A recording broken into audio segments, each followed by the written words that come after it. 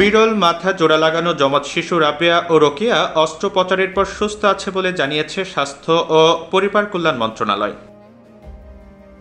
গত 24 এপ্রিল তাদের দেখতে ঢাকার সম্মিলিত সামরিক হাসপাতালে যান স্বাস্থ্য ও পরিবার কল্যাণ মন্ত্রী ডাক্তার সামন্ত লাল সেন এবং হাঙ্গেরি থেকে আগত চিকিৎসক দল। পরিদর্শন শেষে মন্ত্রী এবং বিশেষ চিকিৎসক দল চলমান চিকিৎসা ব্যবস্থা নিয়ে সন্তুষ্টি প্রকাশ করেন। অপারেশনে গুরুত্বপূর্ণ অবদান রাখায় বাংলাদেশ সেনাবাহিনীর ভূয়সী প্রশংসা করেন তারা।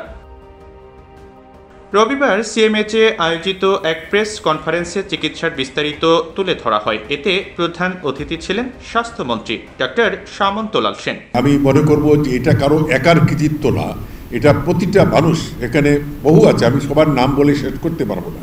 চিকিৎসক, নার্স, ওয়ার্ড বয়, দুই সিভিলিয়ান প্লাস মিলিটারি, সবারই অক্লান্ত পরিশ্রমে। কারণ এখানে যেভাবে বাচ্চাটা ছিল তখন পিডিয়াট্রিকরা যারা শিশু বিভাগে কাজ করে তাদের যে কন্টিনিউয়াস মনিটরিং, এই মনিটরিংটা তখন না হলে আমার মনে হয় এটা করতে পারতাম না।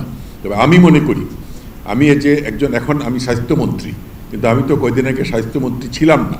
এই রোগীর যখন চিকিৎসা শুরু হয় তখন আমি একজন চিকিৎসক ছিলাম, কিন্তু আজকে আমি স্বাস্থ্যমন্ত্রী হিসাবে মনে করি যে রোকেয়া রাবেয়ার অপারেশন বাংলাদেশের চিকিৎসা জগতে একটা মাইল ফলক।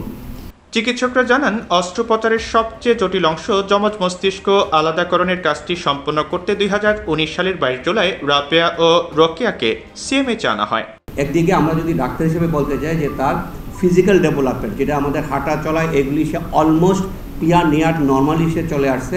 মানসিক বিকাশের দিয়ে সে আমাদের যতটুকু চিন্তা বা এক্সপেকটেশন ছিল তার চেয়ে বেশি সে পারফর্ম করতেছে।